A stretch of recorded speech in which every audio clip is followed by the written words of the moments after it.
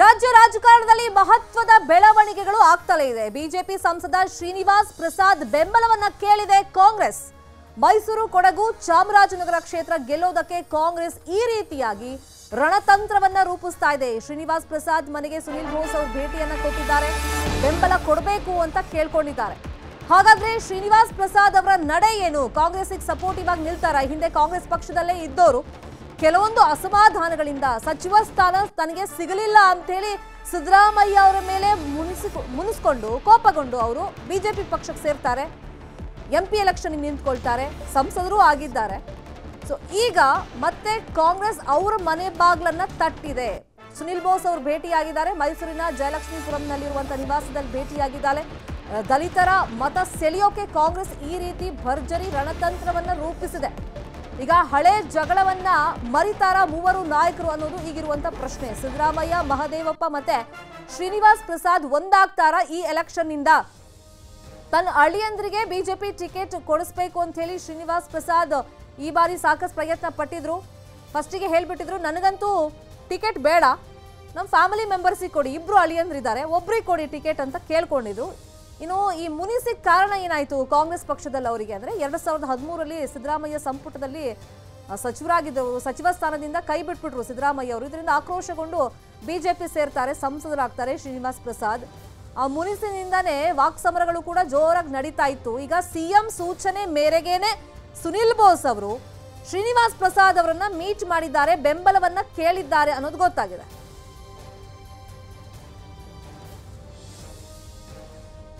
ಇದೇ ವಿಚಾರವಾಗಿ ಇನ್ನಷ್ಟು ಡೀಟೇಲ್ ಆಗಿ ಇನ್ಫಾರ್ಮೇಶನ್ ಕೊಡೋದಕ್ಕೆ ಫೋನ್ ಸಂಪರ್ಕದಲ್ಲಿ ಜಾಯಿನ್ ಆಗಿದ್ದಾರೆ ನಮ್ಮ ರಿಪೋರ್ಟರ್ ಪ್ರೇಮ್ ಕುಮಾರ್. ರಾಜಕೀಯದಲ್ಲಿ ಒಂದು ಮಹತ್ವದ ಬೆಳವಣಿಗೆ ಇದು. ಸಿದ್ದರಾಮಯ್ಯ ಮೇಲೆ ಮುನಿಸ್ಕೊಂಡಂತ ಶ್ರೀನಿವಾಸ್ ಪ್ರಸಾದ್ ಬಿಜೆಪಿ ಸೇರಿದ ಮೇಲೆ ಯಾವ ರೀತಿ ವಾಕ್ಸಮರ ನಡೆಸಿದ್ರು ಅನ್ನೋದು ನಮಗೆಲ್ಲ ಗೊತ್ತೇ ಇದೆ. ಈಗ ಅವ್ರ ಬೆಂಬಲವನ್ನ ಕಾಂಗ್ರೆಸ್ ಕೇಳಿದೆ. ಅಲ್ಲಿಗೆ ಮುನಿಸು ಮರೆತು ನಾಯಕರು ಒಂದಾಗ್ತಾರಾ? ಶ್ರೀನಿವಾಸ್ ಪ್ರಸಾದ್ ಅವರು ಬೆಂಬಲ ಕೇಳಿದಾಗ ಏನ್ ರಿಯಾಕ್ಷನ್ ಕೊಟ್ಟಿದ್ದಾರೆ? ಹೌದು ಸುಮಿತಾ, ಏನು ಚಾಮರಾಜನಗರ ಕ್ಷೇತ್ರ ಏನಿದೆ ಅದು ಹೈ ವೋಲ್ಟೇಜ್ ಕ್ಷೇತ್ರ ಅಂತ ಹೇಳ್ಬೋದು. ಸುನಿಲ್ ಬೋಸ್ ಅವರ ಟಿಕೆಟ್ ಘೋಷಣೆ ಆಗುತ್ತಿದ್ದಂತೆ ಶ್ರೀನಿವಾಸ್ ಪ್ರಸಾದ್ ಅಂದ್ರೆ ಸಿದ್ದರಾಮಯ್ಯ ಸಂಪುಟದಲ್ಲಿ ಗುರುತಿಸಿಕೊಂಡಂತ ಅಂದ್ರೆ ಪ್ರಬಲ ಲೀಡರ್, ಅಂದ್ರೆ ಸಂಸದರು ಕೂಡ ಅವರು ಆಗಿರುವಂತದ್ದು. ಅವರನ್ನ ಟಿಕೆಟ್ ಅನ್ನೋಂಥ ಮೊದಲ ಬಾರಿಗೆ ಕೂಡ ಶ್ರೀನಿವಾಸ್ ಪ್ರಸಾದ್ ಭೇಟಿ ಮಾಡಿರುವಂತದ್ದು. ಭೇಟಿಯನ್ನ ಮಾಡುವ ಸಂದರ್ಭದಲ್ಲಿ ಕೂಡ ಸಿದ್ದರಾಮಯ್ಯ ಅವರ ಆದೇಶದ ಮೇರೆಗೆ ಅಂತ 3 ದಿನಗಳ ಕಾಲ ಏನು ಮೈಸೂರು ಭಾಗದಲ್ಲಿ ಬಿಟ್ಟಿದ್ರು, ಅದರಲ್ಲಿ ರಣತಂತ್ರವನ್ನು ಎಣೆದಿರುವಂತದ್ದು. ಶ್ರೀನಿವಾಸ್ ಪ್ರಸಾದ್ ಅವರ ಒಂದು ಬೆಂಬಲವನ್ನ ಪಡೆದ್ರೆ ಈಸಿಯಾಗಿ ಚಾಮರಾಜನಗರ ಕ್ಷೇತ್ರವನ್ನ ಗೆಲ್ಬಹುದು ಎಂಬ ಉದ್ದೇಶದಿಂದ ಕೂಡ ಶ್ರೀನಿವಾಸ್ ಪ್ರಸಾದ್ ಅವರ ಭೇಟಿಯನ್ನ ಮಾಡಿರುವಂತದ್ದು. ಶ್ರೀನಿವಾಸ್ ಪ್ರಸಾದ್ ಅವರು ಕೂಡ ನಾನು ಕೂಡ ಕಾಂಗ್ರೆಸ್ ಪಕ್ಷಕ್ಕೆ ಬೆಂಬಲವನ್ನ ನೀಡ್ತೀನಿ, ಸಿದ್ದರಾಮಯ್ಯನವರು ನಮಗೆ ಮೊದಲು ಏನೇ ಆಗಿದ್ರು ಕೂಡ ನಾನು ಸಚಿವ ಸಂಪುಟದಲ್ಲಿ ಹಲವಾರು ಹುದ್ದೆಗಳನ್ನ ಪಡ್ಕೊಂಡಿದ್ದೀನಿ, ಹಂಗಾಗಿ ಕೂಡ ನಾನು ಕಾಂಗ್ರೆಸ್ ಪಕ್ಷಕ್ಕೆ ಸುನಿಲ್ ಬೋಸ್ ಅವರಿಗೆ ಬೆಂಬಲವನ್ನ ನೀಡ್ತೀನಿ ಎಂಬುದೊಂದು ಅಭಯವನ್ನ ನೀಡಿರುವಂತದ್ದು. ಸುನಿಲ್ ಬೋಸ್ ಅವರು ಕೂಡ ಒಂದು ಏನು ಅಂದ್ರೆ ಶ್ರೀನಿವಾಸ್ ಪ್ರಸಾದ್ ಅವರ ಬೆಂಬಲಿಗರು ಏನಿದ್ದಾರೆ ಅವರೆಲ್ಲರಿಗೂ ಕೂಡ ಒಂದು ಮಾತುಕತೆಯನ್ನು ನಡೆಸುವುದರ ಮೂಲಕ ಒಂದು ತಂತ್ರಗಾರಿಕೆಯನ್ನು ಎನ್ನುತ್ತಿರುವಂತದ್ದು. ಶ್ರೀನಿವಾಸ್ ಪ್ರಸಾದ್ ಅವರ ಕಡೆಯವರೆಗೂ ಕೂಡ ಅಂದ್ರೆ ಅವರ ಬೆಂಬಲಿಗರು ಏನಿದ್ದಾರೆ ಅವರ ಕಡೆಯವರೆಗೂ ಕೂಡ ಶ್ರೀನಿವಾಸ್ ಪ್ರಸಾದ್ ಅವರು ಕೂಡ ಅವರು ಒಂದು ಹೇಳಿಕೆಯನ್ನು ನೀಡಿರುವಂತದ್ದು. ಸುನಿಲ್ ಬೋಸ್ ಅವರಿಗೆ ಸಪೋರ್ಟ್ ಅನ್ನ ಮಾಡಿ ಎಂಬುದನ್ನು ಹೇಳಿಕೆ ನೀಡಿರುವಂತದ್ದು. ಈ ಎಲ್ಲ ಬೆಳವಣಿಗೆ ನೋಡ್ತಾ ಇದ್ರೆ ಕೂಡ ಈ ಭಾಗದಲ್ಲಿ ಸಂಸದರಾಗಿರುವಂತಹ ಶ್ರೀನಿವಾಸ್ ಪ್ರಸಾದ್ ಅವರು ಸುನಿಲ್ ಬೋಸ್ ಅವರಿಗೆ ಡೈರೆಕ್ಟ್ ಆಗಿನೇ ಕೂಡ ಒಂದು ಸಪೋರ್ಟ್ ಮಾಡುವಂತಹ ಒಂದು ಎಲ್ಲಾ ಹಿನ್ನೆಲೆಗಳು ಕಾಣಿಸ್ತಾ ಇದೆ.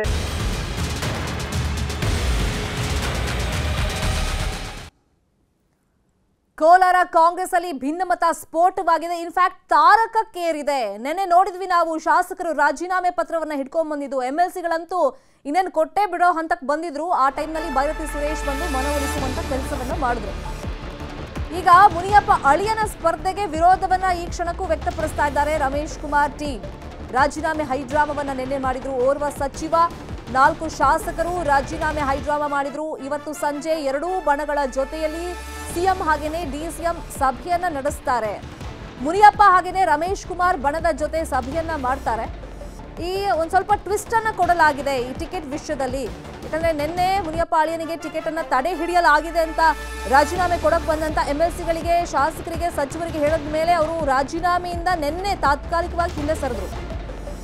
ಬಟ್ ಇವತ್ತೊಂದು ಶಾಶ್ವತ ಪರಿಹಾರ ಸಿಗುತ್ತಾ ನೋಡ್ಬೇಕು. ಈ ಟ್ವಿಸ್ಟ್ ಏನು ಅಂದ್ರೆ ಟಿಕೆಟ್ ಅಲ್ಲಿ ಮುನಿಯಪ್ಪ ಅಳಿಯನ್ ಬದಲಿಗೆ ಪುತ್ರಿಗೆ ಟಿಕೆಟ್ ಕೊಡೋದಕ್ಕೇನೋ ಪ್ಲಾನಿಂಗ್ ಆಗ್ತಿದೆಯಂತೆ. KGFನ ಶಾಸಕಿ ರೂಪಾ ಶಶಿಧರ್ಗೆ ಟಿಕೆಟ್ ಫಿಕ್ಸ್ ಆಗುತ್ತಾ ನೋಡ್ಬೇಕು. ಅಲ್ಲಿಗೆ ಶಾಸಕ SM ನಾರಾಯಣಸ್ವಾಮಿ ಹೆಸರು ಕೂಡ ರೇಸ್ ನಲ್ಲಿ ಕೇಳಿ ಬರ್ತಾ ಇದೆ. ಈಗ ರಾಜೀನಾಮೆ ನೆನ್ನೆ ಕೊಡಕ್ ಬಂದವರು ಕೋಲಾರ ಭಾಗದ ಸಚಿವರು, ಶಾಸಕರು, MLCಗಳು ಹೇಳ್ತಾ ಇದ್ದಿದ್ದು, ನಮಗೆ ಸಾಕಾಗಿ ಹೋಗಿದೆ ಇಷ್ಟು ವರ್ಷಗಳ ಕಾಲ KH ಮುನಿಯಪ್ಪ ಅವರು ನಮಗೆ ತುಂಬಾ ಹಿಂಸೆ ಮಾಡಿದ್ದಾರೆ. ಅವ್ರ ಫ್ಯಾಮಿಲಿ ಮೆಂಬರ್ಸ್ನೇ ಈ ರೀತಿ ಬೆಳೆಸ್ತಾ ಹೋದ್ರೆ ನಮಗೆಲ್ಲ ಪ್ರಾಬ್ಲಮ್ ಆಗುತ್ತೆ. ಒಂದ್ ಕಡೆ ಪಕ್ಷನೂ ಉಳಿಬೇಕು, ಈಗ ನಾವು ಕೂಡ ಪಕ್ಷ ಸಂಘಟನೆ ಮಾಡಬೇಕು ಆ ಭಾಗದಲ್ಲಿ ಅಂತಂದ್ರೆ ಮುನಿಯಪ್ಪ ಅವ್ರ ಫ್ಯಾಮಿಲಿಗೆ ಯಾವುದೇ ಕಾರಣಕ್ಕೂ ಟಿಕೆಟ್ ಕೊಡಬಾರ್ದು. ಮೋರೋರ್ ಮುನಿಯಪ್ಪ ಅಳಿಯ ಅವರ ಕೊಡುಗೆ ಏನು ಪಕ್ಷಕ್ಕೆ ಅಂತೆಲ್ಲ ಪ್ರಶ್ನೆಗಳನ್ನ ಮಾಡಿದ್ರು. ಕೋಲಾರ ವಿಚಾರದಲ್ಲಿ ಏನು ಕೋಲಾರದ ಬಗ್ಗೆ ಸಭೆ ಮಾಡ್ತೀರಾ? ಇಲ್ಲ ಮಾಡ್ತೀವಿ, ಕರೆಕ್ಟ್ ಮಾತಾಡ್ತೀವಿ, ಅವ್ರಿಗೆ ಕರೆದು ಮಾತಾಡ್ತೀವಿ.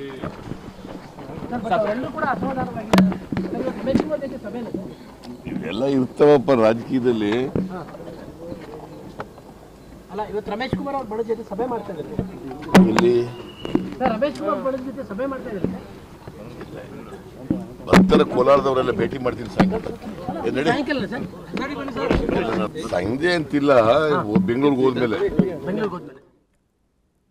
ಇವತ್ತು ಕೋಲಾರ ಭಾಗದ ಕಾಂಗ್ರೆಸ್ನ ನಾಯಕರ ಜೊತೆಯಲ್ಲಿ ಸಿಎಂ ಮತ್ತೆ ಡಿಸಿಎಂ ಸಭೆಯನ್ನು ನಡೆಸ್ತಾರೆ. ಇದಕ್ಕೂ ಮುಂಚಿತವಾಗಿ ಡಿಸಿಎಂ ಡಿಕೆ ಶಿವಕುಮಾರ್ ಸಂಧಾನ ಯತ್ನ ಸಭೆಯನ್ನ ಮಾಡಿದ್ದಾರೆ. ಮುನಿಯಪ್ಪ ಹಾಗೇನೆ ರಮೇಶ್ ಕುಮಾರ್ ಬಣದ ಜೊತೆ ಸಭೆ ಮಾಡಿದಾಗ ಡಿಕೆ ಶಿವಕುಮಾರ್ ಮುಂದೆ ಭಾವುಕರಾದ್ರೂ ಕೆಎಚ್ ಮುನಿಯಪ್ಪ ಅನ್ನೋ ಮಾಹಿತಿ ಇದೆ. ಯಾಕಂದ್ರೆ ರಾಜೀನಾಮೆ ಕೊಡಕ್ ಹೋದವರು ಗಂಭೀರ ಆರೋಪ ಮಾಡಿದ್ದು ಕೆಎಚ್ ಮುನಿಯಪ್ಪ ಅವರು ನಮಗೆ ಕಿರುಕುಳ ಕೊಟ್ಟಿದ್ದಾರೆ ಅಂತ. ಅದಕ್ಕೆ ಮುನಿಯಪ್ಪ ಅವ್ರ ಉತ್ತರ ಡಿಕೆಶಿ ಮುಂದೆ, ನಾನು ಯಾರಿಗೂ ಕಿರುಕುಳ ಕೊಟ್ಟಿಲ್ಲ. 2019ರಲ್ಲಿ ನನ್ನನ್ನು ಸೋಲಿಸಿದ್ದು ಇದೇ ರಮೇಶ್ ಕುಮಾರ್ ಬಣ. ಜಿಲ್ಲೆ ಬಿಟ್ಟು ನಾನು ದೇವನಹಳ್ಳಿಯಲ್ಲಿ ನಿಲ್ಲಬೇಕಾಯ್ತು. ಶಾಸಕರನ್ನ ನನ್ನ ಕುಟುಂಬದ ವಿರುದ್ಧ ಎತ್ಕಟ್ತಾ ಇದ್ದಾನೆ. ಸಚಿವರ ಮಕ್ಕಳಿಗೆಲ್ಲ ಟಿಕೆಟ್ ಕೊಟ್ಟಿದ್ದೀರಿ, ನನ್ನ ಫ್ಯಾಮಿಲಿಗೆ ಅನ್ಯಾಯ ಮಾಡಬೇಡಿ ಅಂತ ಹೇಳಿ ಡಿಕೆ ಶಿವಕುಮಾರ್ ಮುಂದೆ ಮುನಿಯಪ್ಪ ಕೇಳಿದ್ದಾರೆ. ಈಗ ಕಾಂಗ್ರೆಸ್ ಅಲ್ಲಿ ಫ್ಯಾಮಿಲಿ ಪಾಲಿಟಿಕ್ಸ್ ಜೋರಾಗಿ ನಡೀತಾ ಇದೆ. ಅಫ್ಕೋರ್ಸ್ ಬಿಜೆಪಿಯಲ್ಲೂ ಇದೆ, ಇಲ್ಲ ಅಂತಲ್ಲ. ಆದ್ರೆ ಆ ಲಿಸ್ಟ್ ನೋಡಿದಾಗ ಬಿಜೆಪಿಯವರು ಮತ್ತೆ ಆರೋಪ ಮಾಡಿದ್ರು, ನೋಡಿ ಅವ್ರ ಫ್ಯಾಮಿಲಿ ಮೆಂಬರ್ಸ್ಗೆ ಕೊಟ್ಟಿದ್ದಾರೆ ಟಿಕೆಟ್ ಎಲ್ಲ ಕ್ಷೇತ್ರದಲ್ಲೂ ಕಾಂಗ್ರೆಸ್ ಅವರು ಅಂತ ಆರೋಪಗಳನ್ನ ಮಾಡಿದ್ರು. ಈಗ ಮುನಿಯಪ್ಪ ಅದೇ ಪಾಯಿಂಟ್ ಅನ್ನು ಇಟ್ಟಿದ್ದಾರೆ. ಬೇರೆ ಕ್ಷೇತ್ರದಲ್ಲಿ ಫ್ಯಾಮಿಲಿ ಮೆಂಬರ್ಸಿಗೆ ಕೊಟ್ಟಿದ್ದೀರಿ, ಕೋಲಾರದಲ್ಲಿ ನನ್ನ ಫ್ಯಾಮಿಲಿ ಮೆಂಬರ್ಸಿಗೆ ಕೊಡೋದಕ್ಕೆ ಏನ್ ಪ್ರಾಬ್ಲಮ್ ಆಗ್ತಿದೆ ಅನ್ನೋ ಪ್ರಶ್ನೆಯನ್ನ ಮಾಡಿದ್ದಾರೆ. ಮತ್ತೆ ರಮೇಶ್ ಕುಮಾರ್ ಬಣದ ಮೇಲೆ ಆರೋಪವನ್ನ ಮುನಿಯಪ್ಪ ಮಾಡಿದ್ದಾರೆ. ಈ ಒಂದು ಸೋತಿರೋದ್ರಿಂದ ನನಗೊಂದು ಅವಕಾಶ ಮಾಡಿಕೊಡಿ ಅಂತ ಮನವಿ ಮಾಡಿದ್ದೆ. ಆಗ ಅಲ್ಟಿಮೇಟ್ ಆಗಿ ಹೈಕಮಾಂಡ್ ತೀರ್ಮಾನಕ್ಕೆ ಬಿಟ್ಟಿದ್ವಿ. ಅವರು ಹೇಳಿದ್ರು, ನಾವು ಹೇಳಿದ್ವಿ. ಅದು ಮುಖ್ಯಮಂತ್ರಿಗಳು ಮತ್ತು ಅಧ್ಯಕ್ಷರ ಸಮ್ಮುಖದಲ್ಲಿ ನಡೆದಿರುವಂಥದ್ದು. ಅದಾದಮೇಲೆ ಮುಖ್ಯಮಂತ್ರಿಗಳು ಮತ್ತು ಅಧ್ಯಕ್ಷರು ಹೈಕಮಾಂಡ್ ಏನು ತೀರ್ಮಾನ ಮಾಡ್ತಾರೆ ಅದಕ್ಕೆ ನಾವು ಬದ್ಧವಾಗಿರ್ತೀವಿ ಅಂತ ಹೇಳಿದ್ವಿ. ಆ ಸ್ಟ್ಯಾಂಡಲ್ಲಿ ಇದ್ದೀವಿ. ನಾನು ಕೂಡ 7 ಸಾರಿ ಅಲ್ಲಿ ಗೆದ್ದಿದ್ದೀವಿ. ಮೊನ್ನೆ ತ್ರಿಕೋಣ ಸ್ಪರ್ಧೆಯಲ್ಲಿದ್ದೆ ನಾವು ಸೋಲನ. ಇವತ್ತು ನಾನು ಇಷ್ಟೇ ಹೇಳ್ತೀನಿ, ನಾವೆಲ್ಲ ಭಿನ್ನಾಭಿಪ್ರಾಯ ಪಡೆದು ಕಾಂಗ್ರೆಸ್ ಪಕ್ಷವನ್ನು ಕೋಲಾರ ಚಿಕ್ಕಬಳ್ಳಾಪುರ ರಾಜ್ಯದಲ್ಲಿ. ಇದೇ ವಿಚಾರವಾಗಿ ಇನ್ನಷ್ಟು ಡೀಟೇಲ್ ಆಗಿ ಇನ್ಫಾರ್ಮೇಶನ್ ಕೊಡೋದಕ್ಕೆ ನೇರ ಸಂಪರ್ಕದಲ್ಲಿ ಜಾಯಿನ್ ಆಗಿದ್ದಾರೆ ನಮ್ಮ political bureau head Chidanand Patel. Chidanand Patel, ಈ ಕೋಲಾರ ಕಾಂಗ್ರೆಸ್ನ ಭಿನ್ನಮತ ಶಮನ ಮಾಡೋಕೆ ನಾಯಕರ ಬಳಿ ಇರುವಂತಹ ಸೂತ್ರಗಳು ಏನು? ಈಗ ಅಳಿಯನಿಗೆ ಟಿಕೆಟ್ ಕೊಡೋ ಬದಲು ಮಗಳಿಗೇನಾದ್ರೂ ಮುನಿಯಪ್ಪ ಮಗಳಿಗೆ ಟಿಕೆಟ್ ಕೊಟ್ರೆ ರಮೇಶ್ ಕುಮಾರ್ ಬಣ ಸುಮ್ಮನಾಗುತ್ತಾ, ಅಥವಾ ಮೂರನೇ ವ್ಯಕ್ತಿನೇ ಆಯ್ಕೆ ಮಾಡಿ ಅಂತ ಕೂತ್ಕೊಳ್ಳೋ ಚಾನ್ಸಸ್? ಶರ್ಮಿತಾ ಶೆಟ್ಟಿ, ನಿನ್ನೆ ತಡರಾತ್ರಿವರೆಗೂ ಕೂಡ ಸಚಿವ ಕೆಎಚ್ ಮುನಿಯಪ್ಪನವರು ಪ್ರದೇಶ ಕಾಂಗ್ರೆಸ್ ಸಮಿತಿ ಅಧ್ಯಕ್ಷ ಡಿಕೆ ಶಿವಕುಮಾರ್ ಅವರ ನಿವಾಸಕ್ಕೆ ತೆರಳಿ ಸುಮಾರು 2 ಗಂಟೆಗೂ ಹೆಚ್ಚು ಸಮಯ ಮಾತುಕತೆ ನಡೆಸಿದರು. ಆ ಸಂದರ್ಭದಲ್ಲಿ ರಮೇಶ್ ಕುಮಾರ್ ಬಣದ ಆಟೋಟಾಪ್ಗಳು ಮತ್ತು 2019ರಲ್ಲಿ ತನ್ನ ಸೋಲಿಗೆ ಇವರೆಲ್ಲರೂ ಕೂಡ ಕಾರಣಕರ್ತರಾದರು. ಬೇರೆಯ ಸಚಿವರ ಮಕ್ಕಳಿಗೆ ಮತ್ತು ಸಚಿವರ ಪತ್ನಿಯರಿಗೆ ಟಿಕೆಟನ್ನು ಕೊಟ್ಟಿದ್ದಾರೆ. ಹಾಗಾಗಿ ನನ್ನ ಅಳಿಯನಿಗೂ ಟಿಕೆಟ್ ಕೊಡಿ ಅಂತೇಳಿ ದುಂಬಾಲ ಬಿದ್ದರು. ನಾನು 7 ಬಾರಿ ಕೋಲಾರ ಲೋಕಸಭೆಯಿಂದ ಗೆದ್ದಿದ್ರು ಅಂತನು. ಹಾಗಾಗಿ ಕೋಲಾರ ಮತದಾರರ ನಾಡಿಮಿಡ್ತ ನನಗೆ ಗೊತ್ತು. ಹಾಗಾಗಿ ನಾನು ಗೆದ್ದು ಬರ್ತೀನಿ, ನನ್ನ ಅಳಿಯನಿಗೆ ಟಿಕೆಟ್ ಕೊಡಿ ಅಂತೇಳಿ ಒತ್ತಾಯವನ್ನು ಮಾಡಿದರು. ಪರೋಕ್ಷವಾಗಿ ಎಲ್ಲೊಂದು ಕಡೆ ನನ್ನ ಅಳಿಯನಿಗೆ ಟಿಕೆಟ್ ಕೊಡದೇ ಇದ್ದರೆ ನೀವು ಬೇರೊಬ್ಬರಿಗೆ ರಮೇಶ್ ಕುಮಾರ್ ಬಣಕ್ಕೆ ಟಿಕೆಟ್ ಕೊಟ್ಟರೆ ನನ್ನ ಪರವಾಗಿರ್ತಕ್ಕಂಥ ಮತದಾರರು ಮತ್ತು ಅನೇಕ ಎಡಗೈ ಮತದಾರರು ಎಲ್ಲ ಒಂದು ಕಡೆ ನೀವು ಕೊಡ್ತಕ್ಕಂಥ ಅಭ್ಯರ್ಥಿಯ ವಿರುದ್ಧ ಕೆಲಸ ಮಾಡೋ ಸಾಧ್ಯತೆ ಇದೆ. ಆ ಸಂದರ್ಭದಲ್ಲಿ ನಾನು ಹೊಣೆಗಾರನಾಗಲ್ಲ ಎಂಬ ಮಾತನ್ನು ಕೂಡ ಹೇಳಿದರು. ಆದರೆ ಇವತ್ತು ಮುಖ್ಯಮಂತ್ರಿ ಸಿದ್ದರಾಮಯ್ಯ ಮತ್ತು ಡಿ ಕೆ ಶಿವಕುಮಾರ್ ನೇತೃತ್ವದಲ್ಲಿ ಇವತ್ತು ಸಂಜೆ ಕೋಲಾರ ಟಿಕೆಟ್ ಕಗ್ಗಂಟು ಸಂಬಂಧಪಟ್ಟಾಗೆ ಮಹತ್ವದ ಸಭೆ ನಡೆಯಲಿದೆ. ಸದ್ಯ ಇದೀಗ ರಮೇಶ್ ಕುಮಾರ್ ಬಣದವರು ಎಲ್ಲ ಹನುಮಂತ ಪರ ಬ್ಯಾಟಿಂಗನ್ನು ಮಾಡ್ತಿರುವಂಥದ್ದು. ಕೆಎಚ್ ಮುನಿಯಪ್ಪ ಈ ಕ್ಷಣದವರು ಕೂಡ ಚಿಕ್ಕಪ್ಪೆದ್ದಣ್ಣವರಿಗೆ ಟಿಕೆಟ್ ಕೊಡಬೇಕಂತ ಹೇಳಿರುವಂಥದ್ದು.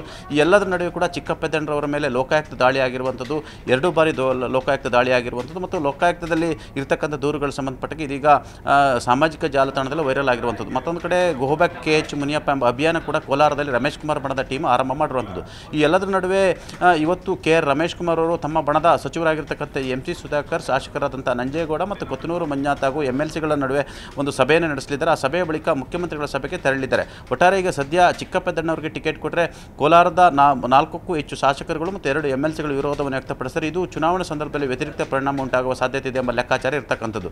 ಮತ್ತೊಂದು ಕಡೆ ರಮೇಶ್ ಕುಮಾರ್ ಬಣದವರು ಟಿಕೆಟ್ ಕೊಟ್ಟರು. KH ಮುನಿಯಪ್ಪ ಮತ್ತು ಅವರ ತಂಡದವರೆಲ್ಲ ಒಂದು ಕಡೆ ವಿರುದ್ಧವಾಗಿ ಕೆಲಸ ಮಾಡುವ ಸಾಧ್ಯತೆ ಮತ್ತು ಆತಂಕ ಕೂಡ ಎದುರಾಗಿರುವಂಥದ್ದು. ಹಾಗಾಗಿ 3ನೇ ವ್ಯಕ್ತಿಗಳಿಗೆ ಟಿಕೆಟ್ ಕೊಡುವ ಸಂಬಂಧಪಟ್ಟಾಗಿ ಇದೀಗ ಚರ್ಚೆ ಆಗಿರುವಂಥದ್ದು. ಈ ಸಂಬಂಧಪಟ್ಟಾಗಿ ಈಗಾಗಲೇ KPCC ಅಧ್ಯಕ್ಷರು ಮತ್ತು ಮುಖ್ಯಮಂತ್ರಿಗಳು ದೂರವಾಣಿಯಲ್ಲಿ ಮಾತುಕತೆಯನ್ನು ನಡೆಸಿರುವಂಥದ್ದು. ಹಾಗಾಗಿ 3ನೇ ಅಭ್ಯರ್ಥಿಗೆ ಲಾಭ ಆಗುವ ಸಾಧ್ಯತೆಯನ್ನು ಕೂಡ ತಳ್ಳಿ ಹಾಕುವಂತಿಲ್ಲ ಶರ್ಮಿತಾ ಶೆಟ್ಟಿ. ಚಿದಾನಂದ ಪಟೇಲ್, ಈ ಜಾತಿ ಸಮೀಕರಣ ಲೆಕ್ಕಾಚಾರದ ಆಧಾರದ ಮೇಲೆ ನೋಡೋದಾದ್ರೆ ಹೈಕಮಾಂಡ್ ಒಂದು ಪ್ಲಾನ್ ಅನ್ನ ಮಾಡಿಕೊಂಡೇ ಇಲ್ಲಿ ಎಡಗೈ ಸಮುದಾಯಕ್ಕೆ ಟಿಕೆಟ್ ಘೋಷಣೆ ಮಾಡಬೇಕು ಅಂತ ಪ್ಲಾನ್ ಅನ್ನ ಮಾಡ್ಕೊಂಡಿತ್ತು. ಅದರಿಂದಾನೇ ಬಲಗೈ ಸಮುದಾಯ ಈಗ ಗರಂ ಆಗಿರೋದು, ಈ ರೀತಿ ಅತೃಪ್ತಿಯನ್ನ ವ್ಯಕ್ತಪಡಿಸಿರೋದು. ಇಲ್ಲಿ ಪ್ರಾಬ್ಲಮ್ ಪರಸ್ಪರ ಇರೋದ್ರಿಂದ ಇದಕ್ಕೆ ಸೂತ್ರ ಏನು? ಶರ್ಮಿತಾ ಶೆಟ್ಟಿ ಕಲಬುರಗಿ, ವಿಜಯಪುರ ಮತ್ತು ಮಹದೇವಪುರ ಪುತ್ರ ಚಾಮರಾಜನಗರದಲ್ಲಿ ಮಹದೇವಪುರ ಪುತ್ರ ಸುನಿಲ್ ಬೋಸ್ರವರಿಗೆ ಟಿಕೆಟ್ ಕೊಡೋದನ್ನ 3 ಬಲಗೈ ಸಮುದಾಯಕ್ಕೆ ಟಿಕೆಟ್ ಕೊಟ್ಟಂತಾಗುತ್ತೆ. ಹಾಗಾಗಿ ಎಡಗೈ ಸಮುದಾಯದ ಚಂದ್ರಪ್ಪನವರಿಗೆ ಮಾತ್ರ ಟಿಕೆಟನ್ನು ಕೊಟ್ಟಿರುವಂಥ, ಹಾಗಾಗಿ ಇನ್ನೊಂದು ಟಿಕೆಟನ್ನು ಕೊಡಬೇಕನ್ನೋದು KH ಮುನಿಯಪ್ಪನವರ ವಾದ. ಅಲ್ಲದೆ ACC ಅಧ್ಯಕ್ಷ ಮಲ್ಲಿಕಾರ್ಜುನ್ ಖರ್ಗೆ ಅವರಿಗೆ ಪರೋಕ್ಷವಾಗಿ ಎಲ್ಲೊಂದು ಕಡೆ ಆತಂಕ ಹುಟ್ಟಿಸುವಂಥ ಮಾತನಾಡಿರುವಂಥದ್ದು ಮತ್ತು ಎಚ್ಚರಿಕೆ ಮಾತನಾಡಿರುವಂಥದ್ದು. ಯಾಕಂದರೆ ಕಲಬುರಗಿಯಲ್ಲಿ ಎಡಗೈ ಮತದಾರರು ನಿಮ್ಮ ಅಳಿಯನಿಗೆ ಕೈ ಹಿಡಿಯಲೆಂಬ ಒಂದು ಎಚ್ಚರಿಕೆಯನ್ನು ಕೊಟ್ಟಿರುವಂಥ ಈ ಎಲ್ಲ ಆತಂಕದ ಕಾರಣಕ್ಕಾಗಿ ಮಲ್ಲಿಕಾರ್ಜುನ್ ಖರ್ಗೆ ಅವರು ಏಕಾಏಕಿ ಮುನಿಯಪ್ಪರ ಅಳಿಯ ಚಿಕ್ಕಪೆದ್ದಣ್ಣವರಿಗೆ ಟಿಕೆಟ್ ಕೊಡ್ತೀನಿ ಅಂತ ಭರವಸೆ ನೀಡಿದರು. ಆದರೆ ಕೋಲಾರ ಜಿಲ್ಲೆಯಲ್ಲಿ ಸುಮಾರು 3.5 ಲಕ್ಷಕ್ಕೂ ಹೆಚ್ಚು ಪರಿಶಿಷ್ಟ ಬಲಗೈ ಮತದಾರ ಇರತಕ್ಕಂಥದ್ದು. ಹಾಗಾಗಿ ಬಲಗೈಗೆ ಟಿಕೆಟನ್ನು ಕೊಡಬೇಕನ್ನೋದು ರಮೇಶ್ ಕುಮಾರ್ ಬಣದವರ ವಾದ ಆಗಿರ್ತಕ್ಕಂಥದ್ದು. ಹಾಗಾಗಿ ಇದು ಸದ್ಯ ಇದು KH ಮುನಿಯಪ್ಪ ವರ್ಸಸ್ ರಮೇಶ್ ಕುಮಾರ್ ಬಣದ ಈ ಒಂದು ಟಿಕೆಟ್ ಕಿತ್ತಾಟ ಮತ್ತು ಹೋರಾಟಗಳು ಕಾಂಗ್ರೆಸ್ ಪಕ್ಷಕ್ಕೆ ಜಟಿಲವಾಗ್ತಿರ್ತಕ್ಕಂಥದ್ದು. ಹಾಗಾಗಿ ಇಬ್ಬರನ್ನು ಕೂರಿಸಿ ಸಂಧಾನ ಸಭೆ ಮಾಡುವ ಸಾಧ್ಯತೆ ಇವತ್ತಿರ್ತಕ್ಕಂಥದ್ದು. ಈ ಸಂಬಂಧಪಟ್ಟಾಗಿ ಸದ್ಯಕ್ಕೆ ಇದೀಗ ಚಿಕ್ಕಪೆದ್ದಣ್ಣವರಿಗೆ ಅನಿವಾರ್ಯವಾಗಿ ಟಿಕೆಟ್ ಕೊಡುವ ಪರಿಸ್ಥಿತಿ ಇಲ್ಲದಂಥ ಮಲ್ಲಿಕಾರ್ಜುನ್ ಖರ್ಗೆ ಅವರು ಸದ್ಯಕ್ಕೆ ತಡೆ ಹಿಡಿದಿರುವಂಥದ್ದು. ಹಾಗಾಗಿ CM ಮತ್ತು DCM ರವರು ಯಾರಿಗೆ ಸೂಚಿಸ್ತಾರೆ ಅಂಥವರಿಗೆ ACCಯಿಂದ ಟಿಕೆಟ್ ಕೊಡಲಿಕ್ಕೆ ತೀರ್ಮಾನವನ್ನು ಮಾಡುವಂಥದ್ದು ಶರ್ಮಿತಾ ಶೆಟ್ಟಿ. ಇದ್ರ ಜೊತೆಯಲ್ಲಿ ಪಟೇಲ್, ಈಗ JDSಗೆ ಬಿಜೆಪಿ ಬಿಟ್ಕೊಟ್ಟಿದೆ ಕೋಲಾರ ಅಭ್ಯರ್ಥಿ ನೀವೇ ಹಾಕಿ ನಿಮ್ಮ ಪಕ್ಷದಿಂದ ಅಂತೇಳಿ. ಹಾಗಾಗಿ ಕಾದು ನೋಡುವ ತಂತ್ರಕ್ಕೆ JDS ನಾಯಕರು ಮೊರೆ ಹೋಗಿದ್ದಾರೆ. ಒಂದು ಕಡೆ ಇಬ್ರು ಜಗಳ, 3ನೇ ವ್ಯಕ್ತಿಗೆ ಲಾಭ ಅನ್ನೋ ರೀತಿಯಲ್ಲಿ ಕಾಂಗ್ರೆಸ್ ಅಲ್ಲೂ ಆಗೋ ಚಾನ್ಸಸ್ ಇದೆ, 3ನೇ ಅಭ್ಯರ್ಥಿಯನ್ನ ಕಣಕ್ಕಿಳಿಸುವಂತ ಚಾನ್ಸಸ್. ಇನ್ನೊಂದು ಕಡೆ ಇವ್ರ ಬಣಗಳ ಮಧ್ಯೆ ಈ ತರ ಗಲಾಟೆ ಮಾಡ್ಕೊಂತಿದ್ರೆ JDSಗೂ ಲಾಭ ಆಗುವಂತ ಚಾನ್ಸಸ್. ಅಫ್ಕೋರ್ಸ್ ಶರ್ಮಿತಾ ಶೆಟ್ಟಿ, ಯಾಕಂದರೆ ಕಳೆದ 2019 ಚುನಾವಣೆಯಲ್ಲಿ KR ರಮೇಶ್ ಕುಮಾರ್ ಅವರು ಮುನಿಸ್ವಾಮಿ ಅವರಿಗೆ ಇಡೀ ತಂಡ ಪರೋಕ್ಷವಾಗಿ ಕೆಲಸವನ್ನು ಮಾಡ್ತು. ಇದರ ಪರಿಣಾಮ KH ಮುನಿಯಪ್ಪನವರು 8ನೇ ಬಾರಿಯ ಚುನಾವಣೆಯಲ್ಲಿ ಸೋಲು ಅನುಭವಿಸುವಂಥ ಅನಿವಾರ್ಯತೆ ಕೂಡ ಎದುರಾಯಿತು. ಇದೀಗ KR ರಮೇಶ್ ಕುಮಾರ್ ಬಣ ಮತ್ತು KH ಮುನಿಯಪ್ಪರ ಬಣದ ಕಿತ್ತಾಟ 3ನೇವರಿಗೆ ಲಾಭ ಆಗುವ ಸಾಧ್ಯತೆಯನ್ನು ಕೂಡ ತಳ್ಳಿ ಹಾಕುವಂತಿಲ್ಲ. ಈಗಾಗಲೇ ಮಲ್ಲೇಶ್ ಬಾಬು ಅವರು ಬೋವಿ ಸಮಾಜಕ್ಕೆ ಸೇರಿದಂಥವರು. ಹಾಗಾಗಿ ಅಲ್ಲಿ ಕೋಲಾರದಲ್ಲಿ ಬಲಗೈನವರಿಗೆ ಟಿಕೆಟ್ ಕೊಡುವ ಸಂಬಂಧಪಟ್ಟ ಇದೀಗ ದಳಪತಿಗಳು ಚಿಂತನೆ ನಡೆಸಿರುವಂಥದ್ದು. ಬಲಗೈಗೆ ಸೇರಿರ್ತಕ್ಕಂಥದ್ದು ನಿಸರ್ಗ ನಾರಾಯಣ ಸ್ವಾಮಿ ಇರ್ಬೋದು, ಅಥವಾ ಇನ್ಯಾರಾದರೂ ಅಭ್ಯರ್ಥಿ ಇರ್ಬೋದು, ಅಥವಾ ಈಗಾಗಲೇ ಹಾಲಿ ಸಂಸದರಾಗಿರ್ತಕ್ಕಂಥ ಮುನಿಸ್ವಾಮಿಯವರಿಗೆ JDSನಿಂದ ಟಿಕೆಟ್ ಕೊಟ್ಟರು ಕೂಡ ಆಶ್ಚರ್ಯಪಡಬೇಕಾಗಿಲ್ಲ. ಹಾಗಾಗಿ ಈ ಇಬ್ಬರ ಕಿತ್ತಾಟದಲ್ಲಿ ಲಾಭವನ್ನು ಪಡೆಯುವ ಕಾರಣಕ್ಕಾಗಿ ಮಾಜಿ ಮುಖ್ಯಮಂತ್ರಿ HD ಕುಮಾರಸ್ವಾಮಿ ಅವರು ಕಾದು ನೋಡೋ ತಂತ್ರಕ್ಕೆ ಮೊರೆ ಹೋಗಿರುವಂಥದ್ದು ಶರ್ಮಿತಾ ಶೆಟ್ಟಿ. ಕಾದು ನೋಡೋಣ ಏನೆಲ್ಲ ಬೆಳವಣಿಗೆ ಆಗುತ್ತೆ. Thank you so much.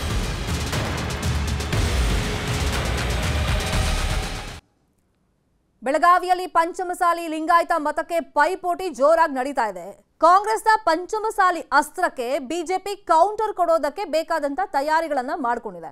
Panchamasali ಸಮುದಾಯದ ಹೆಬ್ಬಾಳ್ಕರ್ ಮಗನಿಗೆ ಟಾಂಗ್ ಕೊಡೋದಕ್ಕೆ ಬಿಜೆಪಿ ತಯಾರಿಗಳನ್ನು ಮಾಡಿಕೊಂಡಿರೋದು.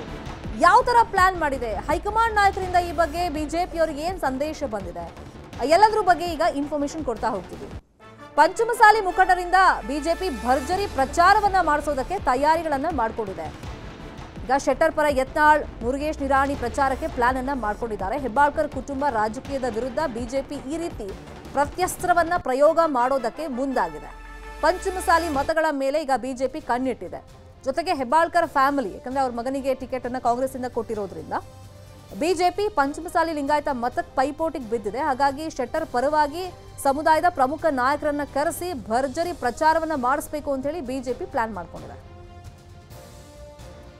ಇದೇ ವಿಚಾರವಾಗಿ ಇನ್ನಷ್ಟು ಡೀಟೇಲ್ ಆಗಿ ಇನ್ಫಾರ್ಮೇಶನ್ ಕೊಡೋದಕ್ಕೆ ನೇರ ಸಂಪರ್ಕದಲ್ಲಿ ಜಾಯಿನ್ ಆಗಿದ್ದಾರೆ ನಮ್ಮ ರಿಪೋರ್ಟರ್ ಚಂದ್ರಕಾಂತ್ ಸುಗಂಧಿ. ಇನ್ಫ್ಯಾಕ್ಟ್ ರಮೇಶ್ ಜಾರಕಿಹೊಳಿ ಅವರು ಹೇಗಾದ್ರೂ ಮಾಡಿ ಲಕ್ಷ್ಮೀ ಹೆಬ್ಬಾಳ್ಕರ್ ಮಗನನ್ನ ಸೋಲಿಸಲೇಬೇಕು ಅಂತ ಪಣ ತೊಟ್ಟಿದ್ದಾರೆ ಅನ್ನೋ ಮಾಹಿತಿ ಇತ್ತು. ಈಗ ಬೇರೊಂದು ಅಸ್ತ್ರ ಅಂತಂದ್ರೆ ಪಂಚಮಸಾಲಿ ಸಮುದಾಯದ ಮೇಲೆ ಕಣ್ಣನ್ನ ಇಟ್ಟಿರೋದು, ಶೆಟ್ಟರ್ ಪರವಾಗಿ ಅದೇ ಸಮುದಾಯದ ನಾಯಕರನ್ನ ಪ್ರಚಾರಕ್ಕೆ ಕರೆಸೋದು. ಬಿಜೆಪಿ ಪ್ಲಾನ್ಸ್ ಬಗ್ಗೆ ಹೇಳೋದಾದ್ರೆ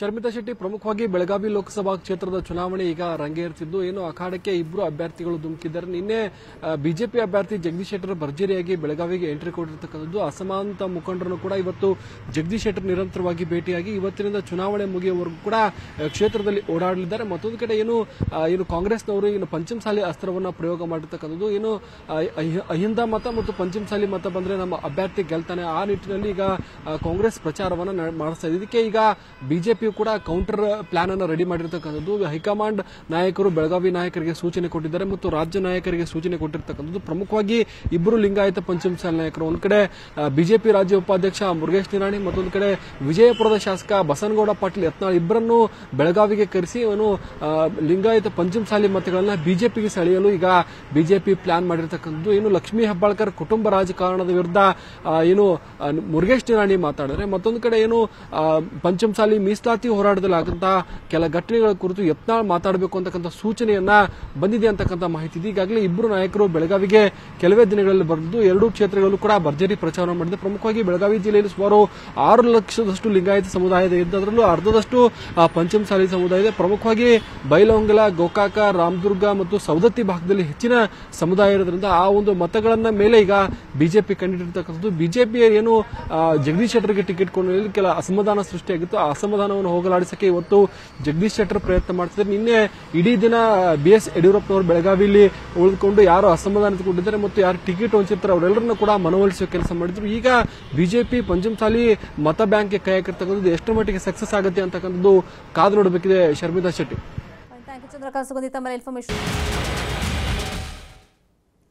ಬೆಂಗಳೂರಿನ ರಾಮೇಶ್ವರಂ ಕೆಫೆ ಬ್ಲಾಸ್ಟ್ ಕೇಸ್ಗೆ ಸಂಬಂಧಪಟ್ಟಂತೆ ಆರೋಪಿಯನ್ನ ಪತ್ತೆ ಮಾಡಿದ್ದೇ ಮತ್ತೊಬ್ಬ ಆರೋಪಿ ಅನ್ನೋದು ಗೊತ್ತಾಗಿದೆ.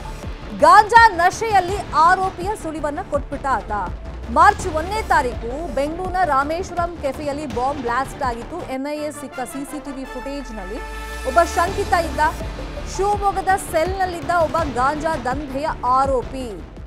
ಆತನೇ ಮೇಜರ್ ಸುಳಿವನ್ನ ಅಧಿಕಾರಿಗಳಿಗೆ ಕೊಟ್ಟಿದ್ದು ಅನ್ನೋದು ಗೊತ್ತಾಗಿದೆ. ಯಾವ ತರ ಅಂದ್ರೆ ಸೆಲ್ನಲ್ಲಿ ಕೂತ್ಕೊಂಡು ಶಂಕಿತನ CCTV ದೃಶ್ಯವನ್ನ ನೋಡಿದ್ದು ಆತ ತೀರ್ಥಹಳ್ಳಿಯ ಮುಸಾಫಿರ್ ಅಂತ ಗುರುತಿಸಿದ್ದ ಆರೋಪಿ. ಗಾಂಜಾ ಆರೋಪಿಯಿಂದ ಮುಸಾಫಿರ್ನ ಡೀಟೇಲ್ಸ್ ಬಯಲಿಗೆ ಬಂದಿದೆ.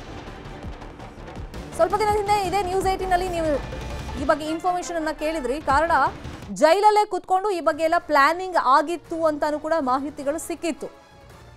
ಮತ್ತೆ ಈತನ ಜೊತೆ ಸಂಪರ್ಕ ಯಾರೆಲ್ಲ ಹೊಂದಿದ್ರು ಶಾಜಿಬ್ ಜೊತೆಯಲ್ಲಿ ಆತನನ್ನು ಕೂಡ ಅಧಿಕಾರಿಗಳು ವಿಚಾರಣೆಗೆ ಒಳಪಡಿಸಿದ್ರು. ಗಾಂಜಾ ಕೇಸ್ನಲ್ಲಿ ಅರೆಸ್ಟ್ ಆಗಿದ್ದಂತ ಒಬ್ಬ ಆರೋಪಿ ಡೀಟೇಲ್ಸ್ ಅನ್ನ ಕೊಟ್ಟಿದ್ದಾನೀಗ. ಇದೇ ವಿಚಾರವಾಗಿ ಇನ್ನಷ್ಟು ಡೀಟೇಲ್ ಆಗಿ ಇನ್ಫಾರ್ಮೇಶನ್ ಕೊಡೋದಕ್ಕೆ ನೇರ ಸಂಪರ್ಕದಲ್ಲಿ ಜಾಯಿನ್ ಆಗಿದ್ದಾರೆ ನಮ್ಮ ರಿಪೋರ್ಟರ್ ಮಂಜುನಾಥ್. ಎಲ್ಲಾ ಆಯಾಮಗಳಲ್ಲೂ ಕೂಡ NIA ಅಧಿಕಾರಿಗಳು ಈ ರಾಮೇಶ್ವರಂ ಕೆಫೆ ಬ್ಲಾಸ್ಟ್ ಕೇಸ್ ಬಗ್ಗೆ ತನಿಖೆ ಮಾಡ್ತಲೇ ಇದ್ದಾರೆ. ದಿನ ಕಳೆದಂತೆ ಒಂದೊಂದೇ ಕ್ಲೂಗಳೇನೋ ಸಿಗ್ತಾ ಇದೆ. ಈಗ ಗಾಂಜಾ ಆರೋಪಿಯಿಂದ ಎಕ್ಸ್ಕ್ಲೂಸಿವ್ ಆಗಿ ಏನ್ ಮಾಹಿತಿ ಸಿಕ್ಕಿದೆ NIA ಅಧಿಕಾರಿಗಳಿಗೆ? ಶರ್ಮಿತಾ, ಬೆಂಗಳೂರಿನ ರಾಮೇಶ್ವರಂ ಕೆಫೆಯಲ್ಲಿ ಆದಂತಹ ಬಾಂಬ್ ಸ್ಫೋಟದ ಬಳಿಕ ಆರೋಪಿ ಯಾರು ಅನ್ನುವಂಥದ್ರ ಬಗ್ಗೆ NIA ಅಧಿಕಾರಿಗಳು ತೀವ್ರ ವಿಚಾರಣೆಯನ್ನು ಕೂಡ ಮಾಡ್ತಿದ್ರು. ಈಗ ಹಲವು ಆಯಾಮದಲ್ಲೂ ಕೂಡ ಎನ್ಕ್ವೈರಿ ಮಾಡಿದಂತ ಸಂದರ್ಭದಲ್ಲಿ ಒಂದಷ್ಟು ಹೊಸ ಮಾಹಿತಿಗಳು ಸಿಗ್ತಾ ಇದೆ. ಇದರ ಹಿಂದೆ ಆ ಒಂದು ಆರೋಪಿಯ ಬಗ್ಗೆ ಮಾಹಿತಿ ಸಿಕ್ಕಿದ್ದು ಒಂದು ರೀತಿಯಾದಂತಹ ಒಂದು ಇಂಟ್ರೆಸ್ಟಿಂಗ್ ಅಂತಾನೆ ಹೇಳ್ಬೋದು. ಯಾಕಂದ್ರೆ ಮುಸಾವಿರ್ ಹುಸೇನ್ ಏನಿದೆ, ಒಂದು ಬಾಂಬ್ ಬಿಟ್ಟಂತ ವ್ಯಕ್ತಿ, ಆತ ಯಾರು ಅನ್ನುವಂಥದ್ದನ್ನ ಪತ್ತೆ ಮಾಡಿದ್ದೆ ಓರ್ವ ಡ್ರಗ್ ಪೆಡ್ಲರ್ ಮತ್ತು ಒಂದು ಡ್ರಗ್ಸ್ ಕೇಸ್ನಲ್ಲಿ ಬಂಧನ ಆಗಿದ್ದಂತ ಓರ್ವ ಆರೋಪಿ ಅನ್ನುವಂಥದ್ದು. ಶಿವಮೊಗ್ಗ ಪೊಲೀಸರು ಓರ್ವನನ್ನ ಗಾಂಜಾ ಕೇಸ್ನಲ್ಲಿ ಅರೆಸ್ಟ್ ಮಾಡ್ಕೊಂಡು ಬಂದಿರ್ತಾರೆ. ಅರೆಸ್ಟ್ ಮಾಡ್ಕೊಂಡು ಬಂದು ಸ್ಟೇಷನ್ ನಲ್ಲಿ ಇರುವಂತಹ ಸೆಲ್ ನಲ್ಲಿ ಆತನನ್ನ ಹಾಕಿರ್ತಾರೆ. ಈ ಒಂದು ಸಂದರ್ಭದಲ್ಲಿ ಬಾಂಬ್ ಸ್ಫೋಟ ಆಗುತ್ತು. ಆ ಒಂದು ಸಮಯದಲ್ಲಿ ಎಲ್ಲ ಒಂದು ಸ್ಟೇಷನ್ ಅಲ್ಲಿ ಕೂಡ ಇದರ ಬಗ್ಗೆ ಸುದ್ದಿಯನ್ನು ಕೂಡ ಅಷ್ಟೇ ಪೊಲೀಸರು ನೋಡ್ತಾ ಇದ್ರು. ಅದೇ ಒಂದು ಸಮಯಕ್ಕೆ ಅಲ್ಲಿ ಗಾಂಜಾ ಕೇಸ್ನಲ್ಲಿ ಬಂದಿದ್ದಂತ ಆರೋಪಿ ಏನಿದೆ ಆತ ಪೊಲೀಸ್ ಸ್ಟೇಷನ್ ನಲ್ಲಿ ಇರುವಂತಹ ಟಿವಿಯಲ್ಲಿ NIA ಅಧಿಕಾರಿಗಳು ರಿಲೀಸ್ ಮಾಡಿದಂತ ಒಂದು CC ಕ್ಯಾಮೆರಾದ ವಿಜುವಲ್ ಅನ್ನ ಟಿವಿಯಲ್ಲಿ ಪ್ರಸಾರ ಮಾಡ್ತಿತ್ತು. ಆ ಒಂದು ಸಂದರ್ಭದಲ್ಲಿ ಅದನ್ನು ನೋಡಿದಂತಹ ಆ ಒಂದು ವ್ಯಕ್ತಿ ಈತ ಮುಸಾವಿರು, ಈತ ಮೂಲತಃ ತೀರ್ಥಹಳ್ಳಿಯವನು ಅನ್ನುವಂಥದ್ದನ್ನ ಅಲ್ಲಿರುವಂತಹ ಪೊಲೀಸರಿಗೆ ಹೇಳ್ತಾನೆ. ಇಮಿಡಿಯೇಟ್ ಆಗಿ ಪೊಲೀಸರು ಅದನ್ನ ರಾಜ್ಯ ಗುಪ್ತಚರ ಇಲಾಖೆಗೆ ಮತ್ತು NIA ಅಧಿಕಾರಿಗಳಿಗೆ ಮಾಹಿತಿಯನ್ನ ಕಳಿಸ್ತಾರೆ. ಇಮಿಡಿಯೇಟ್ ಆಗಿ ಅವರು ಕೂಡ ಬಂದು ಇಂಟ್ರಾಗೇಷನ್ ಅನ್ನ ಮಾಡ್ತಾರೆ. ಇಂಟ್ರಾಗೇಷನ್ ಮಾಡಿದಂತ ಸಂದರ್ಭದಲ್ಲಿ ಆತನ ಹಿನ್ನೆಲೆಯಿಂದ ಹಿಡಿದು ಆತ ಯಾವ ಊರು ಮತ್ತು ಯಾವ ಮನೆಯವನು ಅನ್ನುವಂಥದ್ದನ್ನ ಆ ಒಂದು ಗಾಂಜಾ ಕೇಸ್ನ ಆರೋಪಿ NIA ಮತ್ತು ರಾಜ್ಯ ಗುಪ್ತಚರ ಅಧಿಕಾರಿಗಳಿಗೆ ಮಾಹಿತಿಯನ್ನು ಕೊಡ್ತೇನೆ. ಇಮಿಡಿಯೇಟ್ ಆಗಿ ತೀರ್ಥಹಳ್ಳಿಗೆ ಹೋಗ್ತಾರೆ. ತೀರ್ಥಹಳ್ಳಿಗೆ ಹೋಗಿ ಮುಸಾವಿರ್ ಹುಸೇನ್ ನ ಮನೆಯಲ್ಲಿರುವಂತವರನ್ನು ಕೂಡ ವಿಚಾರಣೆಗೊಳಪಡಿಸ್ತಾರೆ.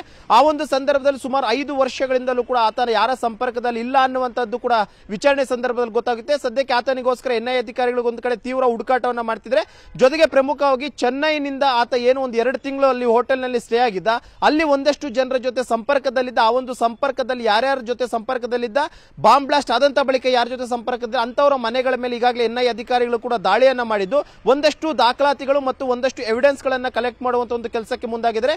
ಜೊತೆಗೆ ನಿನ್ನೆ ಕೂಡ ಬೆಂಗಳೂರು, ಶಿವಮೊಗ್ಗ ಮತ್ತು ಹುಬ್ಬಳ್ಳಿಯಲ್ಲಿ ಒಂದಷ್ಟು ರೈಡ್ಗಳಾಗಿತ್ತು. ಆ ಒಂದು ರೈಡ್ಗಳಾದಂತಹ ಬಳಿಕ ಒಂದಷ್ಟು ಜನರಿಗೆ ನೋಟಿಸ್ ಅನ್ನ ಕೊಟ್ಟಿದ್ದಾರೆ. ಇನ್ನೊಂದಷ್ಟು ಜನರ ಮನೆಗಳಲ್ಲಿ ಸಿಕ್ಕಂತ ಮೊಬೈಲ್ಗಳನ್ನು ಕೂಡ ಈಗಾಗಲೇ ಸೀಸ್ ಮಾಡಿಕೊಂಡು NIA ಅಧಿಕಾರಿಗಳು ಸದ್ಯಕ್ಕೆ ಬಾಂಬರ್ ಮುಸಾವಿರ್ ಹುಸೇನ್ ಏನಿದೆ ಆತನಿಗೋಸ್ಕರ ತೀವ್ರ ಹುಡುಕಾಟವನ್ನು ಕೂಡ ಮಾಡ್ತಾ ಇರುವಂತದ್ದು. Sharmita, fine, thank you Manjunath ತಮ್ಮೆಲ್ಲ ಇನ್ಫಾರ್ಮೇಶನ್ಗೆ.